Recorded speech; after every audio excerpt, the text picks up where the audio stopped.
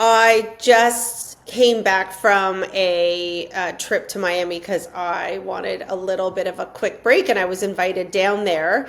And your email to me was so well timed because when you said Panama and warmth, and I was thinking about um, why do I live in Canada? It's so cold. I thought it would be so interesting to have you on to talk about a less known, but I feel like it's if you know type of place, which is Panama, whether it's moving there or investing. So I want to introduce Anne Michelle Wand. Wand is in magic, as you say. So you can talk a little bit about magic and what's so magical about Panama. But welcome to Leverage.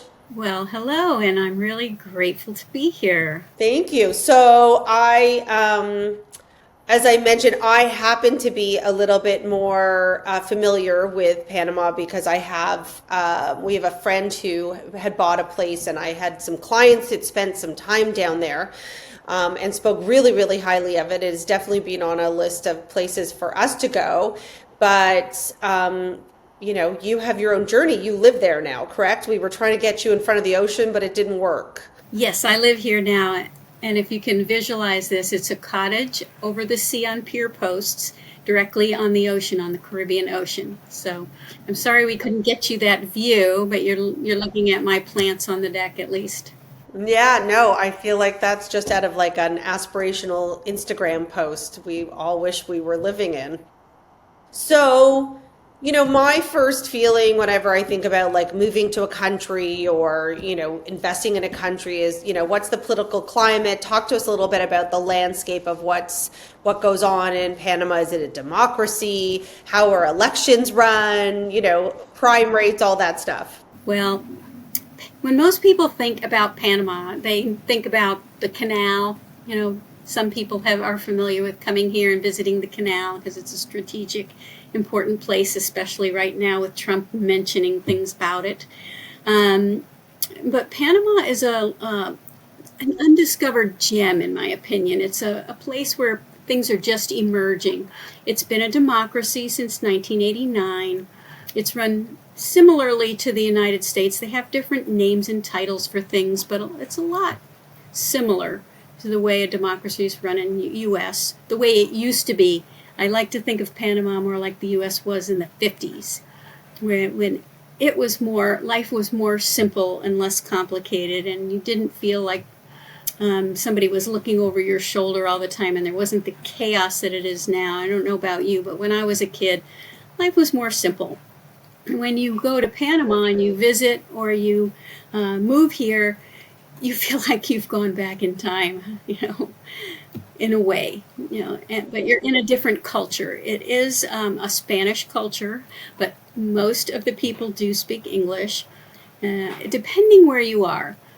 Most of the educated people speak English, anybody that went to school. But if you go to an Indian tribe, and there are 7 different Indian tribes throughout Panama, they may not have had much of an education, and in that case, they might not speak English. They would have to learn. And they'll want to learn because they want to get a job. Instead of subsistence living in their villages, they can go to town, learn English, and get a job as a waiter or in the hospitality business somehow. So it's an interesting mix. There's a big expat community here in there's varying areas where it's more popular, and then varying areas where it's still being discovered. So Okay. Would you say that it's safe? I mean, you talk about like going back to our childhood. I mean, I remember we all walked to school and, no one drove us anywhere and that type of thing. Would you say that the crime rate is low there as well? I would say I feel very safe in Panama. It's one of the safest Latin American countries in all of Central America. I have been here full time 15 years now, and I um, wouldn't be afraid to walk anywhere by myself or go anywhere by myself. Perhaps not, after midnight, after late at night, but that can happen anywhere. It's For not any sure. different. That's just common sense for sure, for sure. And 35 years of democracy is not that long. Tell me, what was it prior to becoming a democratic country? Oh, before that, Noriega was a dictator, but Oh, now, yes. Noriega. Wow, that's really bringing me back to my childhood. but that's even though it's a young country democracy wise, that's well behind us, and Panama's full speed into developing tourism and improving the canal and keeping their country economically sustainable. They do a lot with solar energy and wind power. There is weather for everybody except snow, everything but snow. We have the I beach, like that part of it. yeah, two No oceans, the snow. Pacific and the Caribbean, um, that are about 82 degrees all year round, and the air temperature's 85 in the daytime. And if that's too hot for you, you can just go a few thousand feet up into the mountains and have 75 degrees year round. They call it eternal spring in Boquete or Chiriquí Province. So, Beautiful. I'll you take know, the 85. I'm fine with the hot yeah, weather. I'm fine with the hot weather too. That's me. And if you want the city experience, you go to Panama City and you can go to the opera and you go to the finest dining and all of the things that you would go to, say, in Miami. Okay. So let's say I'm a young family. Canada is becoming more and more unaffordable. I want to move there. What is your medical system like? What's the school systems like? Well, that's one of the beauties about moving to Panama, or is that you can live here for about half the price of living in the U.S. and probably Canada as well. I'm sure. Yeah. The medical system is state of the art in most places. We have a John Hopkins affiliated hospital right outside of Panama City. But medical care is inexpensive. There's no such thing as malpractice here. So if you go to a specialist, it's 50, $60. I can get And my are they teeth. trained there? Like, do they go to medical school there? Are you finding a lot of like A lot of doctors them go coming to from other school in the countries? U.S. Sorry to over talk you, but a lot of them go to school in the U.S. and then come back to their home country to practice. So there's doctors, dentists, and that, and all the medical profession. Nurses, I think, more train here, and again, they don't make as much as a nurse might in the United States, but their standard of living here, what it costs to live, is much lower too. Right, for sure. Which is a very good point. I mean, what you make is only relative to how much it costs for you to live, right? So, And the schools, if you're near the big cities like Panama City or David, there is options, many school options for you.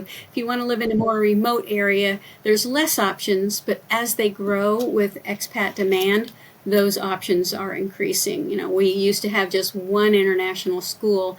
Now it's an elementary and a high school, and a second school is opening. well, I would say that's also quite fair for Canada or the US. I mean, if you go to Northern Ontario, quite honestly, your school options aren't so, brilliant either. So I don't think that that's so specific to Panama, but I think, you know what I mean? Like, I wouldn't see that as a deterrent. Now, my husband speaks Spanish. He is the linguist. I, on the other hand, struggle with English at times. So, what are the language barriers? I guess if you're in Panama City or in the major cities, you don't really have any issues. I personally don't feel there's much of a language barrier. We work around, I'm not a fluent Spanish speaker, but I do give it my best. And if I'm with a person that doesn't speak much or any English, I can get by with the help of Google Translate. And I've studied Spanish and really tried to become fluent. It hasn't actually worked perfectly for me. And most of the educated people speak English, so you don't have to learn Spanish. They do appreciate it if you try, and they Of will help course, you. of So course. the people here are very kind, they're very family oriented and very welcoming. Beautiful. And from a standpoint of currency, you're coming from the Canadian market or the US market and you're bringing currency. How strong is the dollar? When you speak to people, who are going to, move there, is the idea you maybe keep your money in other countries or, investment wise. Oh, that's another beauty, I think, about Panama. There's no conversion because we base our currency on the US dollar and it's 1 to 1. So there's no conversion. But for Canadian, there is a conversion, and unfortunately, it is unfavorable right now. It's unfavorable everywhere, especially right now, so that's okay. But so yes, there would be a conversion for Canada dollars to US. It'd be to US dollars basically. They have their own currency. It's called the Balboa. They really don't use it except in coins. They do have coins that say Balboa on them, but all the paper dollars are all US dollars, Oh, and you don't interesting. have to exchange anything. Yeah, so I wouldn't worry about that. It's not a barrier. Okay. So if I was thinking about, I mean, snowbirds in Canada, at least on the East Coast, tend to gravitate to Florida. It's close, it's easy, it's a short plane ride. Although, I mean, I think we were talking about this. I think it's the same Toronto to Costa Rica, for example, Toronto to Panama, same plane ride, so not so far. What would you say the advantages are of, like, coming there versus, let's say, a Florida move? It's outside the U.S., so Florida, America to Panama is definitely a culture difference. So if you're looking for experiences outside your own culture, all of it's here, from the highly educated in the cities and the kinds of activities that you do there, all the way to excursions in the Darien Forest and other remote areas where you can visit Indian tribes and see how chocolate is made. There's all kinds of wonderful things to do here. If you're a water enthusiast, then everything you could think to want to do in or on the water is available here in Panama on one or the other coasts. You know, I And I happen to would be imagine just the cost of living is so much more efficient there than, let's say, going to the US and anywhere, quite honestly. I mean, it must just cost of be a living is much more about simpler life. 50%. Cost of living is about 50% of living in the U.S. Pretty much anywhere except, again, a really 50%. remote area. That's incredible. 50%. So, it's really something to think about as, the world is changing. And this is what really got me thinking about and having you on was, I've never had so many calls, and I'm not saying I'm being flooded with calls, but I've never had calls, let's say, that people are saying to me, I'm leaving Canada because I no longer can afford to live here, or I want a simpler life and I don't want to live to work. Or, even if you can pay your bills and you can afford what you're doing, you're just tired of the grind. And, I hear a lot of people saying, like, okay, but where? Like, where am I going to go? And so US is always that next step because people think, okay, the US is our closest neighbor and we know it, and people gravitate to what they know and what they feel safe, et cetera, et cetera. But I think that Panama, for the ones that know it, like yourself, really see the value and really enjoy it. And it's not such a far plane ride. You can come back and visit family. And I hear the cuisine is excellent. There's great dining. The beaches are gorgeous and it's safe. So if I was someone who was thinking about, let's say, even just visiting, like, or thinking about moving, where are some of the regions and opportunities where you see, like, there's really a thriving, like, expat community? Maybe someone wants to really be, there, but surrounded by North Americans. Okay, well, there are several really popular expat communities, and if you were visiting and exploring your options, you would definitely want to go down the Pacific coast to Coronado. That's probably the most like Florida of any place in Panama. It's got some high rises. It's on the Pacific Ocean. There's it reminds you more of Florida than any place else, even though it's still Panama. Then if you want to be in the mountains where it's a little bit cooler, 75 degrees or so, then you would go to Boquete or El Valle. El Valle is about 2 hours outside of Panama City, so it's a drive to the city, whereas Boquete is probably about 6 hours from Panama City, but you can fly from Panama City to David, which is the second largest city in Panama, and then it's about 45 minutes up the mountains into Boquete. So those are two very, very popular areas. And then if you want to be on the ocean on the Caribbean side, Bocas is the main place to go. And Bocas has the feeling of Key West back in the 50s. You know, it's very Jimmy Buffett. It's very relaxed. There's lots of music scene and restaurants to go to, and you can walk across town in about 20 minutes, and it's colorful. And there's 9 islands. If you get on a boat and go exploring, it's just stunning scenery. I don't think any island doesn't have an incredible view, and the weather is, to me, perfect all the time. So Wow. even when it's raining, I So love I it when want to it's go. raining. I want to go now. And let's say someone's like, oh, maybe that's a better idea. Maybe I want to buy a condo there instead of buying a condo, in Florida. What would you say? Can you throw some average price ranges out for, let's say, a 2-bedroom condo on the Caribbean side? It's going to be different depending on where you buy, but for one thing, Bocas here in the Caribbean side, we don't have a lot of condos.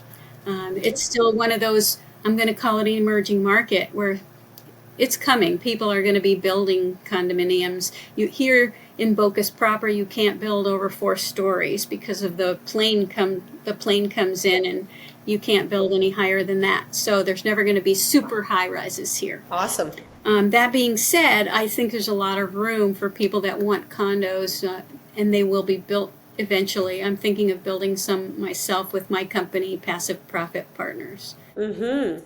Yeah, no, I know there's some beaches in Costa Rica also, like you can't build within like 100 feet of the beach. And listen, I think it's quite honestly lovely. Like I think at the end of the day, everyone wants to be on the beach, but if you over, populated, it just gets dirty. And I mean, if you look at, for example, like Colombia, like they've got some beautiful beaches, but they're so like it's so sad with all the pollution. So they really do have to preserve it. It's very smart. So would you say that someone could buy something for under $1 million? Do you feel like they Oh, could buy something absolutely, like absolutely. You five could hundred probably, thousand dollars? well, as far as a condo goes, you could probably buy one for somewhere in the neighborhood of 2 to 500,000. And like I said, there aren't very many of them on the Caribbean. Okay. What Okay, about the so other side? but they will, like at Red Frog Beach, they have some condo buildings, and I think those are 350, 400 area. Where if you get one in town, one of the few that they have in town over by the gas station, those might be 200 or even less. But they're not as nice as the ones over on with a view of Red Frog Beach. Those don't have a view. Hmm. And what if I wanted to live in Panama City? I didn't want to be on the beach. I want to be right in town. In town, oh, there's all kinds of options in Panama City. I have great contacts there. You can buy condos anywhere from probably 150,000 for like a studio on up, to over a million, because depending on the area, depending on the view, depending on the location. There's some great areas of Panama City. Casco Viejo is the refurbished old town. It's quite charming. The older neighborhoods, El Congrejo is my favorite because you can walk everywhere and go to great restaurants. And there are high rises in Panama City. Some of them go many, many stories up. No, it's very interesting because really, if you want to buy a condo on the water in Miami, for example, you're not getting much under $1 million. So, you That's know, why I call it an emerging market, because it's the cheapest in the whole Caribbean.